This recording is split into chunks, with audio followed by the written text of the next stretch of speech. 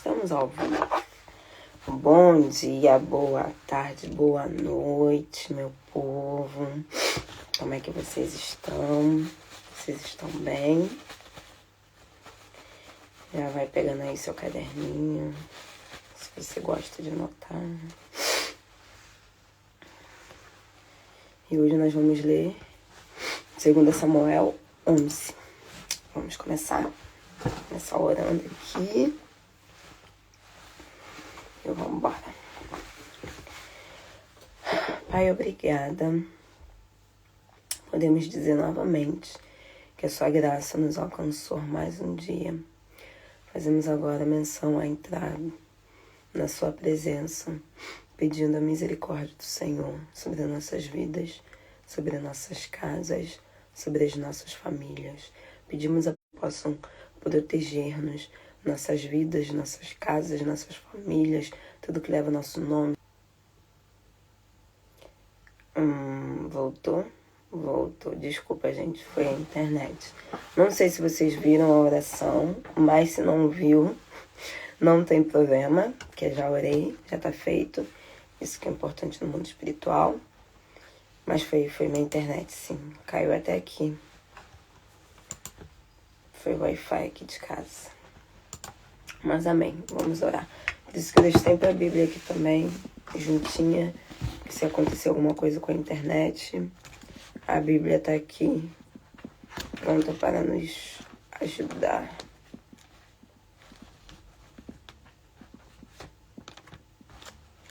Ok. 2 Samuel. Bora lá. 2 Samuel 11. O pecado de Davi com Batseba. Para você que chegou agora, tá? Nós estamos lendo 2 Samuel, logo depois da morte de Saul, início de reinado de Davi.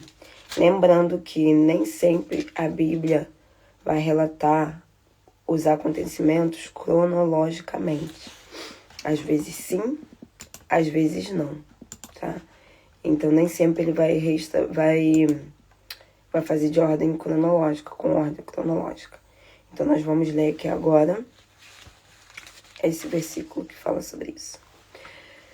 Na primavera, época em que os reis saíam em campanha militar, Davi enviou Joabe, seus oficiais e todos os israelitas para destruir os amonitas.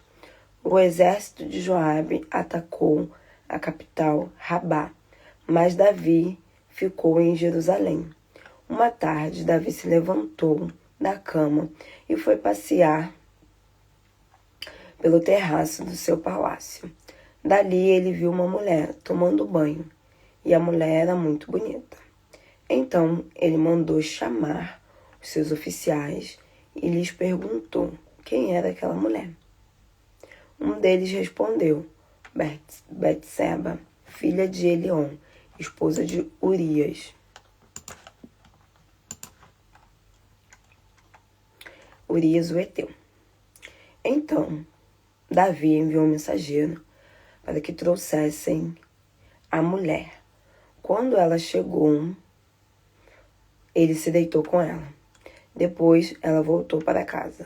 Batseba tinha recentemente terminado o período menstrual e completado os ritos de purificação.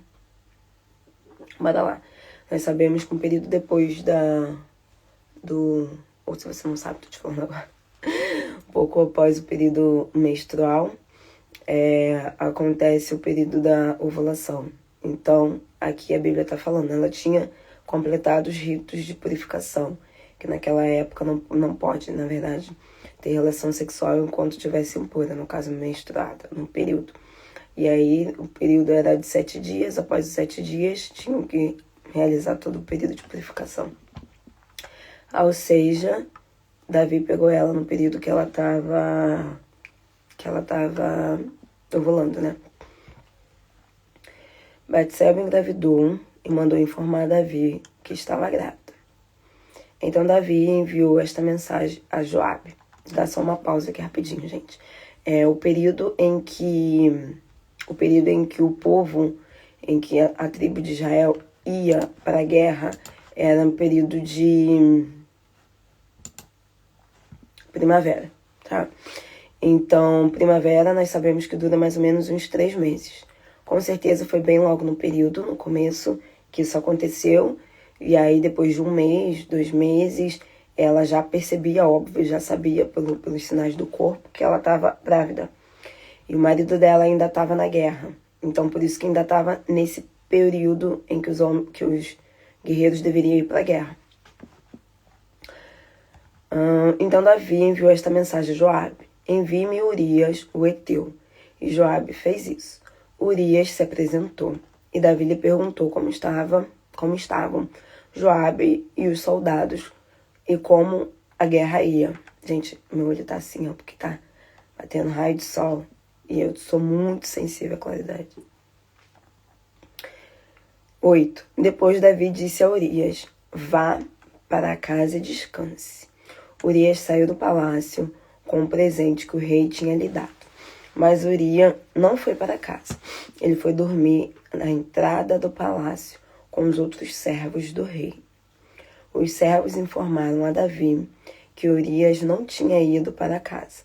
Então Davi disse a Urias: você teve uma viagem longa, por que não foi para casa? Urias respondeu: a arca sagrada e os soldados de Israel e de Judá estão acompanhados em Sucote. Joabe, o meu chefe, e os seus oficiais acamparam ao ar livre. Não é justo que eu vá para casa, coma, beba e me deite com a minha esposa. Juro pela vida do rei que não farei isso. Davi disse: fique aqui esta noite, amanhã regressará para a batalha. Urias ficou em Jerusalém aquela noite. No dia seguinte, Davi o convidou para comer. Urias comeu, bebeu com Davi, e o Davi embriagou. Mesmo assim, Urias não foi para casa. Nessa noite, ele dormiu de novo com os servos do rei. Então, na manhã seguinte, Davi escreveu uma carta a Joabe e a enviou com o próprio Urias. Na carta,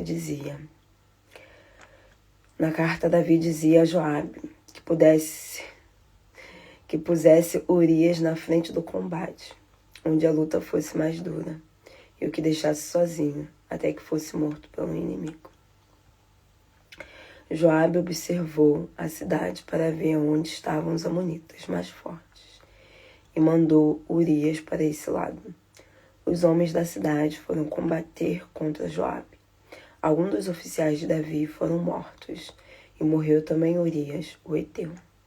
Então, Joabe enviou um mensageiro para Davi, um relatório detalhado da batalha.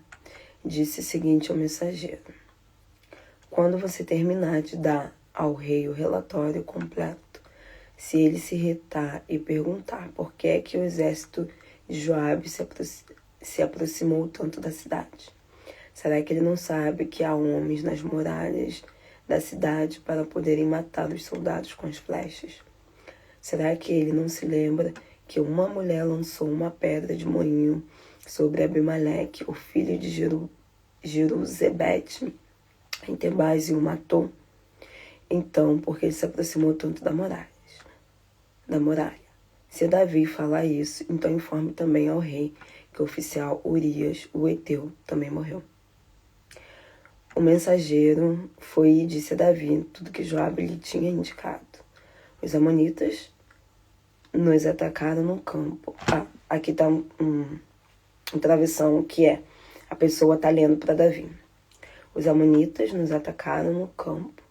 Lutamos e perseguimos até a entrada da cidade. Mas os soldados que estavam nas muralhas lançaram flechas contra nós, e alguns dos seus oficiais morreram, entre eles Urias, o heteu. Então Davi disse ao mensageiro: diga a Joabe que não se preocupe tanto com o passado. A espada tanto pode matar um homem quanto o outro. Fale para ele que se organize um ataque mais forte contra Rabatá, até eu conseguir a vitória. Quando Betseba ouviu falar de Urias, o seu marido tinha morrido, chorou por ele. Depois do luto, Davi mandou que trouxesse ao palácio. Davi se casou com ela e ela lhe deu um filho. Mas o Senhor não gostou daquilo que Davi tinha feito. Bora lá, então, fazer a explicação. O que acontece? Nessa época, primavera, verão, é a época que aqui no hemisfério norte, eu tô na Europa, o Oriente Médio, Israel também é a mesma, tá basicamente na mesma linha. Então, essa época agora, de março até começo de junho, meado de março até começo de junho, é a primavera. E aí o verão vai de junho até meado de setembro, são 3 meses. Aí no Brasil é outra estação, onde você estiver, não sei. Mas em Israel é a mesma que aqui. Então nesse período de primavera, nesse período desses 3 primeiros meses, até o verão, na verdade, mas principalmente durante a primavera, esse mês, os soldados iam para a guerra. Por quê? Porque no inverno era mais difícil. Inverno, nós vemos que o inverno aqui começa em dezembro, vai de dezembro até fevereiro, comecinho ali de março. É mais difícil, muitos lugares nevam, então não há como fazer batalha, não há como guerrear durante esse período. Então eles se separavam justamente entre a primavera e o verão para poder guerrear. E o que Davi fez? Na época em que Davi deveria estar junto com o povo, porque ele era rei, ele era comandante do exército, ele não foi. Então aí já está uma chave, um código, uma mensagem que nós podemos pegar. Há tempo para tudo. E em Eclesiastes 3 diz muito isso. Eclesiastes todos, na verdade. Então aquele tempo era para Davi estar fora, junto com o seu batalhão guerreando. Porém Davi estava em casa. E aí o que aconteceu? Davi tinha um problema com mulher, como eu já falei aqui várias vezes, que o ponto fraco de Davi era as mulheres, que ele casava com quem lhe apetecia. E aí ele olhou, a mulher estava tomando banho numa janela, possivelmente, como o castelo dele era muito alto, dava para ver a janela de alguns palácios, de alguns lugares.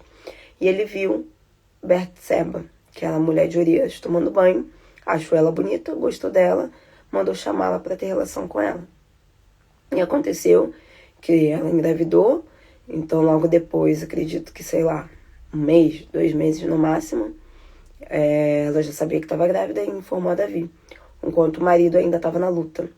E aí ele mandou buscar o marido dela para poder fazer com que ele fosse para casa e tivesse relação com ela, e assim ia fingir que o filho não era de Davi. O filho era de Urias. Mas o Urias era um homem tão íntegro e honesto que Urias não quis ir, porque ele falou que não achava justo os servos de Davi, os guerreiros de Davi, estarem dormindo no céu aberto, estarem batalhando, e ele ir para casa para descansar. E aí, o que Davi fez? Foi lá, embriagou ele, falou, bom, agora ele bêbado, ele vai ir, não vai ter como. Mas mesmo bêbado, o homem tinha princípios. Então ele não quis, também continuou dormindo. E aí o que Davi pensou? Vou mandar matá-lo no campo de batalha. Davi sabia estratégias. Davi foi general de guerra de Saul durante anos. Davi fugiu de Saul durante anos. Davi ganhou várias guerras. Então Davi sabia estratégias. E numa dessas estratégias, Davi mandou ele para frente do campo de batalha. Ia matar Urias. E aí matou Urias e casou com Betseba. Porém, aqui no último versículo nós falamos que Deus não se agradou disso.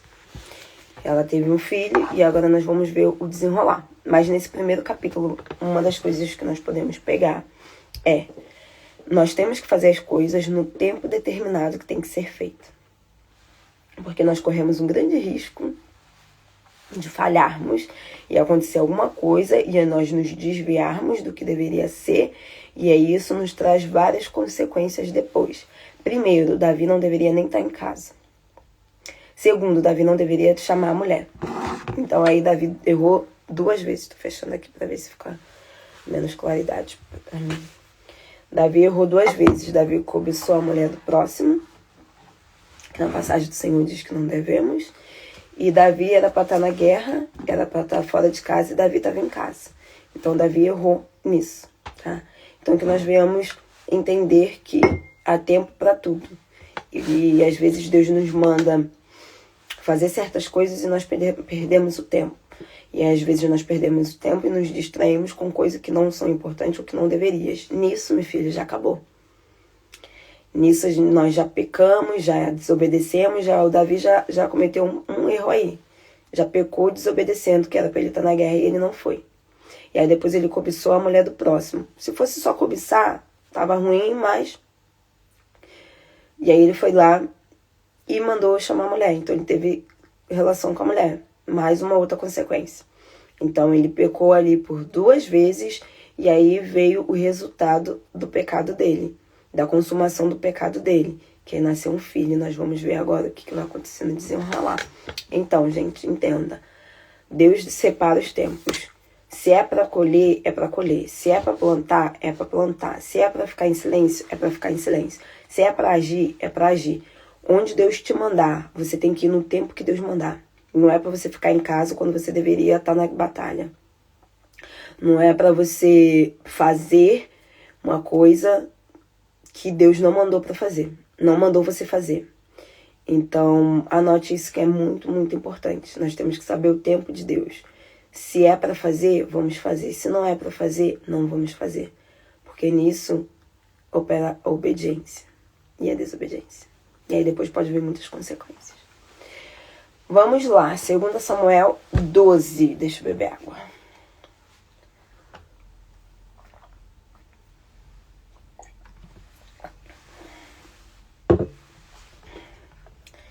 O Senhor não gostou do que havia acontecido, que Davi tinha pegado a mulher para casar. Lembre-se, eu tô lendo aqui todos os capítulos, tô sempre falando isso. Uma das coisas que eu, Edilene, tenho aprendido com Deus, principalmente porque eu já fui uma pessoa muito ansiosa, não sou mais, em nome de Jesus, amém? É primeiro perguntar a Deus antes de fazer qualquer coisa. Então Davi perguntava. Nesse caso, os olhos de Davi, ele tinha uma fraqueza, e na palavra do Senhor fala que nós não somos tentados em nada além do que as nossas próprias concupiscências. Então Deus não nos testa. A nossa carne que é fraca, que tem inclinação para certos pecados, e nós vamos ser tentados neste pecado. No caso, a nossa carne vai lutar contra nós mesmos, tá? E é Deus que manda a aprovação lá. Eu sei que Davi tem um problema com sexualidade. Vou colocar uma mulher pelada na frente dele assim para testar ele. Não. Você é tentado com o seu próprio desejo. Você que tem problemas na sua carne, a sua carne vai lutar contra aquilo. Então você é tentado de acordo com a sua concupiscência. Então tenham cuidado com isso. Davi tinha problema com mulheres, que tinha várias esposas. Então o que ele deveria ter feito? Olhou, cobiçou, fechou a janela, acabou. Mas não. Ele foi lá e falou, não, quero ela. Então Deus não te testa, tá? Você não é tentado por Deus na sua fraqueza. Você é tentado de acordo com a sua concupiscência. Bom? Bora lá. Natã repreende Davi. 2 Samuel 12. O Senhor mandou o profeta Natã ir falar com Davi. E ele foi e disse. Natã contando uma história para Davi. Havia 2 homens que moravam numa cidade. Um era rico e o outro era pobre.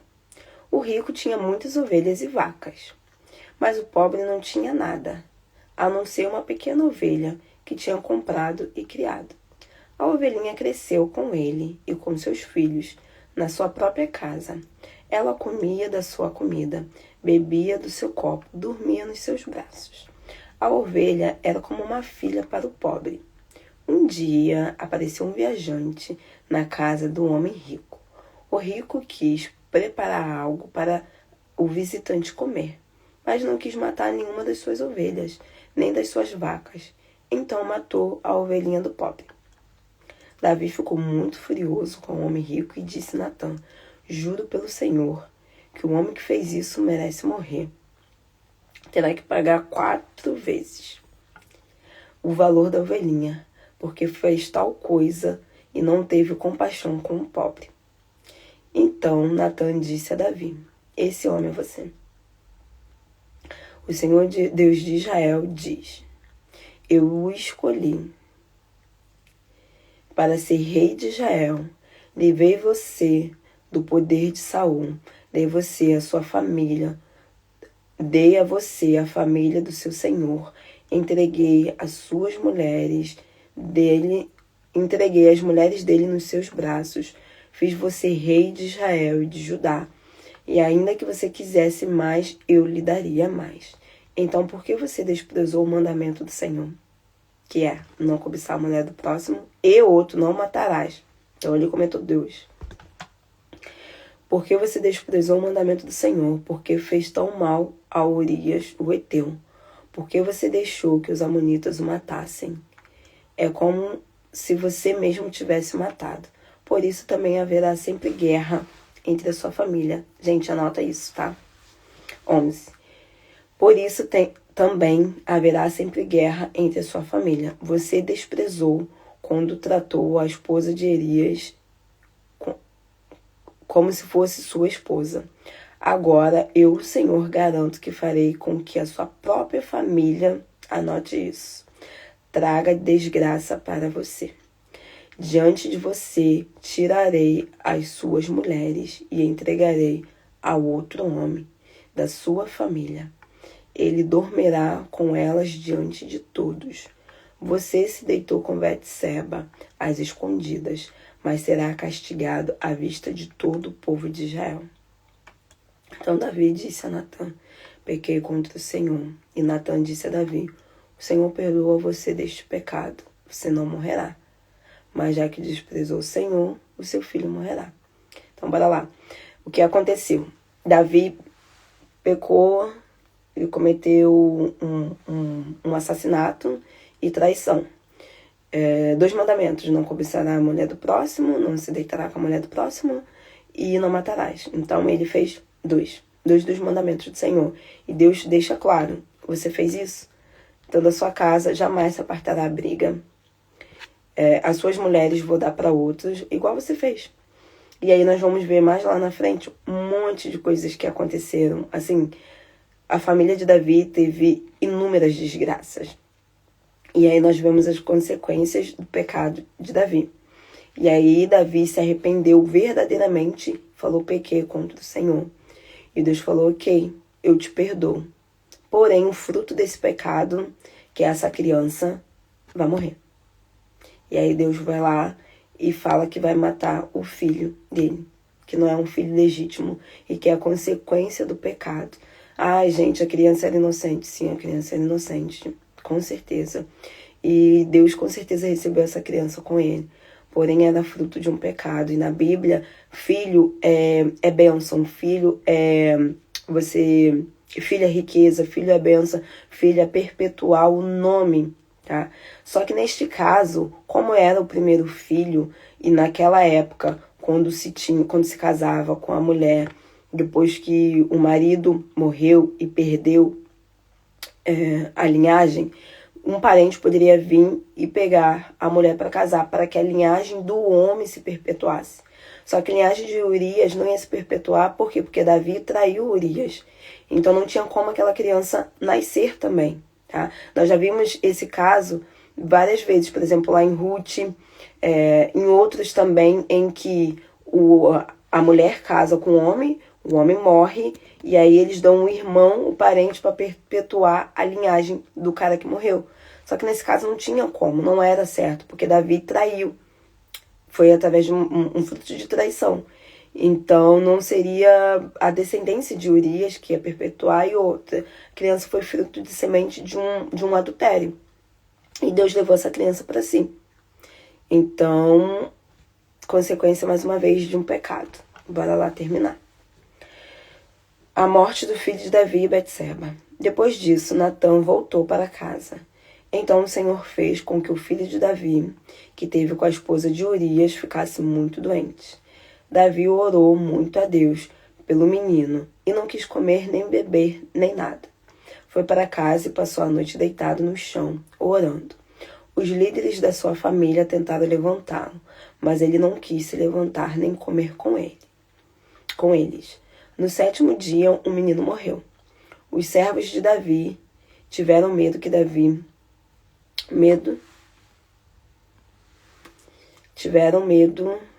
Gente, essa qualidade está acabando com a minha vida.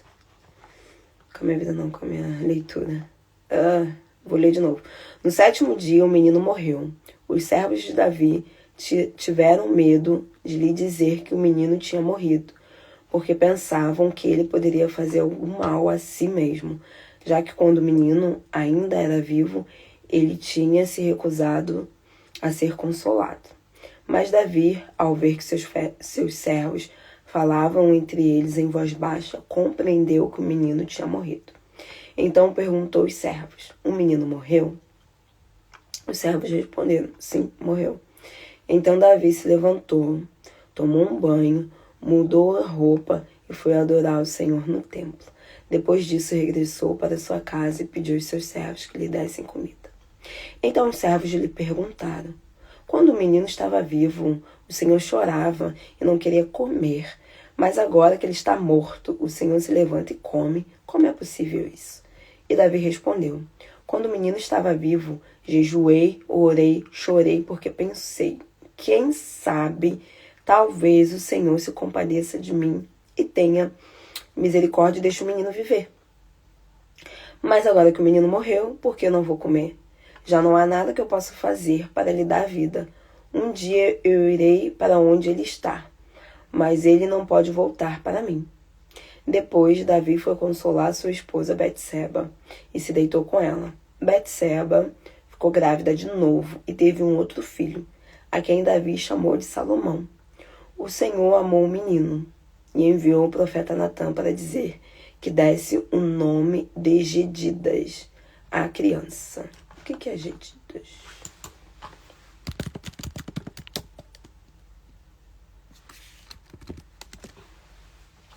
Gedidas é um nome de origem hebraica que significa amado do Senhor ou amado por Deus. Na Bíblia, foi o nome que foi dado através do profeta Natã para Salomão, filho de Davi com Betseba. Ok, então é isso. Bora lá. Para contextualizar, para finalizar. Neste contexto, o que aconteceu? Davi, nós vemos que não foi cronologicamente tudo o que aconteceu. Natã foi lá, falou com Davi, a criança já havia nascido, Deus fez a criança ficar doente, e aí a criança nasceu, 7 dias, a criança morreu. Não está cronologicamente falado. E então Davi queria jejuar para poder ver se tinha alguma coisa para salvar, fazer alguma coisa que pudesse salvar a criança, porém não tinha o que fazer. E aí a criança morreu e Davi foi adorar o Senhor. Então aí nós pegamos também mais uma coisa, mais uma chave. Mesmo em meio à tristeza, mesmo em meio à dor, Davi sabia que foi consequência do erro dele. Davi foi adorar. E muitas vezes a nossa natureza humana, em meio à tristeza, em meio a dificuldades, em meio a perdas, nós choramos, é normal, é lícito, porque Davi chorou, Davi depois foi consolar a mulher dele, mas nós devemos adorar o Senhor, mesmo em meio à dor, porque Deus habita nos louvores. Então Davi foi lá adorar o Senhor, cantar o Senhor, porque ele sabia que ele estava errado. Então que nós devemos trazer isso para a nossa vida, adorar o Senhor mesmo em meio à dor. Bora lá, 2 Samuel 12, 26, para finalizar. Davi conquista Rabá, que foi a cidade em que Urias estava lá para poder guerrear e foi morto. Joabe atacou a capital dos amonitas, Rabá, e cercou a fortaleza do rei. Então enviou mensageiros a Davi para lhe dizer: ataquei Rabá e capturei os depósitos de água, e agora junte o restante do exército e ataque a cidade, para que seja você a capturá-lo, e não eu. Senão darão o meu nome à cidade. Então Davi reuniu os soldados, atacou e conquistou Rabá. Depois tirou a coroa do deus Moloque, que era feita de ouro e de pedras preciosas, e pesava 33 quilos. E ele não colocou a coroa na sua cabeça. Davi também levou uma grande quantidade de bens na cidade. Ele também expulsou os habitantes da cidade de Rabá e o colocou para trabalhar com serras, picaretas, machados e obrigou a fabricar tijolos. depois de ter feito o mesmo em todas as cidades dos amonitas, regressou com seu exército para Jerusalém. Então é isso que nós vemos no dia de hoje. Moloque era o deus da morte. Deus que colocava as crianças, que pedia sacrifício das crianças no fogo. Então, ele foi lá, venceu Ramá, que era um povo que idolatrava, adorava esse Deus. Venceu, pegou os despojos. Um detalhe, tá? Joabe estava lá guerreando. Joabe estava guerreando. E Joabe não quis tomar aquela parte, porque senão ia dar um nome para ele. Porque quem na verdade deveria estar lá guerreando era Davi desde o começo. Então ele mandou chamar Davi. Davi foi lá para tomar o restante que já estava feito por Joabe. E aí ele pegou, tomou o partido daquilo e aí sim derrubou aquele altar de Moloque e tomou aquela cidade. Então nós vimos que Deus concediu a vitória para Davi, mesmo depois de tudo que tinha acontecido. Que Davi já tinha se arrependido, Davi já tinha orado, Davi já tinha adorado, e Deus concedeu a Davi um outro filho, que era Salomão, logo depois. E aí, depois que veio Salomão, depois de tudo que aconteceu, eles conseguiram tomar aquela cidade, que era a cidade que ele deveria estar lá na luta desde aquele tempo e não teve. Então, amém. É isso que nós vemos e aprendemos no dia de hoje. Tempo, saber estar nos lugares certos, na hora certa. Se Deus mandou ir, vai. Se Deus não mandou ir, não vai. E tomar cuidado, porque nós somos tentados por aquilo que, pelas nossas fraquezas da nossa carne. Quem tem problema com sexualidade vai ser tentado na sua carne. Sua carne vai tentar contra isso. Quem tem problema com bebida, quem tem problema com drogas, quem tem problema com mentira, quem tem problema com dinheiro. Nós só somos tentados naquilo que a nossa carne é fraca. Olá, tio. Então, bom dia. É noite, João. Então, nós só somos tentados na nossa fraqueza, aquilo que é a nossa fraqueza. Então, nesse capítulo de Davi, fala justamente isso, que nós temos que tomar muito cuidado, porque a consequência, através de um erro, pode gerar várias consequências e depois isso se perpetuar. Tia, eu tô lendo a história de 2 Samuel 13, eu já acabei na verdade, mas estou lendo sobre a história de Davi. Se o Senhor quiser acompanhar depois, vai estar lá no YouTube. Amém. Se o Senhor quiser acompanhar depois, vai estar lá no YouTube, que eu estou colocando no YouTube todo o estudo, tá? Eu vou até deixar aqui, se o Senhor quiser ver. Que eu esqueci de colocar.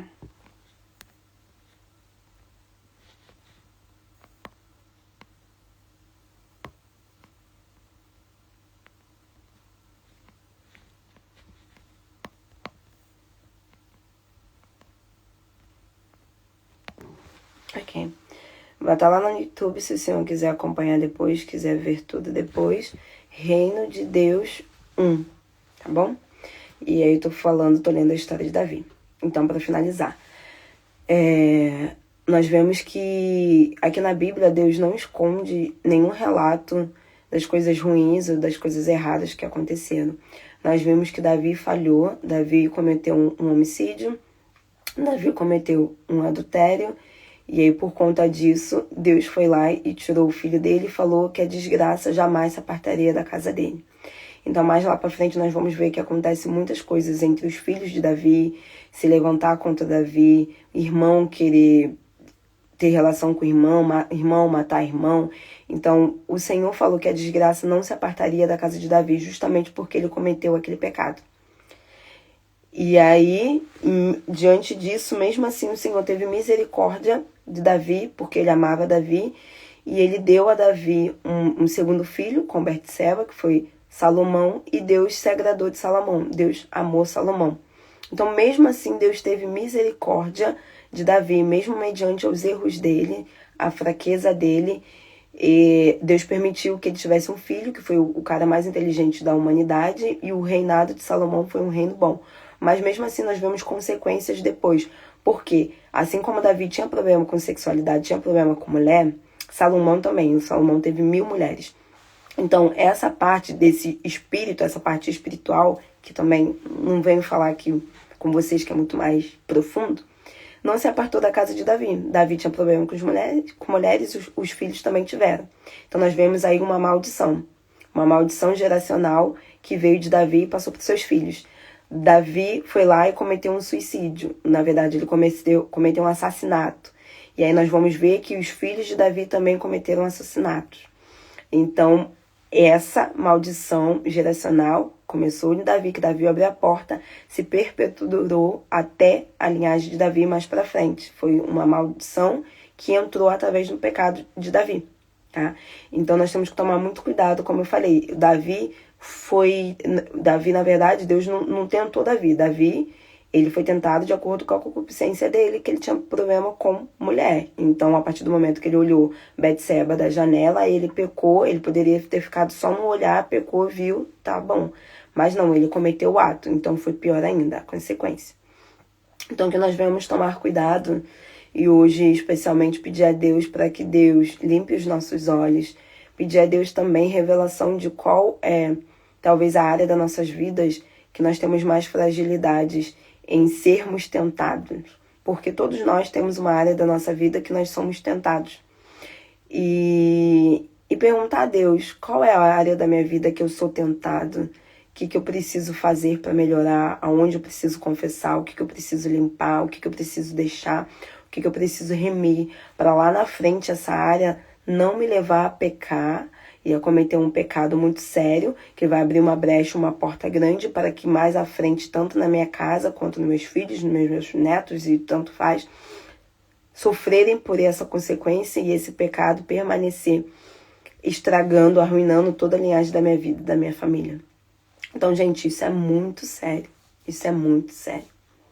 Eu sei que tem gente que vive aqui não se importando com nada, mas, gente, isso é muito sério. Pois nós vemos famílias e famílias e vidas chorando por muitas coisas e nós não sabemos, não entendemos. Às vezes foi um pecado do teu avô que você não sabe. Às vezes foi um pecado do teu pai que você não sabe. Eu não sei se Salomão soube que ele foi gerado. Antes disso, ele teve um irmão que foi gerado através de uma traição. Não sabemos, a palavra não fala. Mas ele teve problema que o irmão dele quis matar ele, quis tomar o reinado dele. Ele teve problema que ele teve 1000 mulheres. E ele não sabia. Não sei se ele sabia que o pai dele olhava para os outros e queria ter os outros como mulheres. Não sei. Então, assim, às vezes nós sofremos por coisas que nossos pais fizeram, nossos avós fizeram, nossos trisavós fizeram e nós não sabemos. Então, pedir a Deus misericórdia, revelação para nós orarmos, confessarmos. Que a palavra do Senhor diz que quando nós oramos, confessamos, nos arrependemos e deixamos, nós encontramos misericórdia. Para nós fecharmos essa porta, fecharmos essa brecha, para que a maldição, a desgraça, igual Deus falou, não entre na nossa família e não se perpetue. Então, que no dia de hoje nós possamos pedir ao Senhor qual é a área da nossa vida que tem fraqueza, que nós precisamos restaurar. É a área da sexualidade, é a área de vícios, é a área do dinheiro, é a área, sei lá, da mentira, é a área do roubo. N áreas que nós podemos ter talvez algum problema e nós precisamos ser tratados e curados. Amém? Então vou orar por isso hoje, né? Paizinho, eu peço agora que o Senhor dê ordem aos seus anjos, guardiões, protetores. Primeiro para me proteger enquanto eu faço essa oração, essa intercessão. Ai, Senhor, eu peço agora a autorização dos anjos do Senhor para me revestir. Peço a cobertura do sangue do Senhor.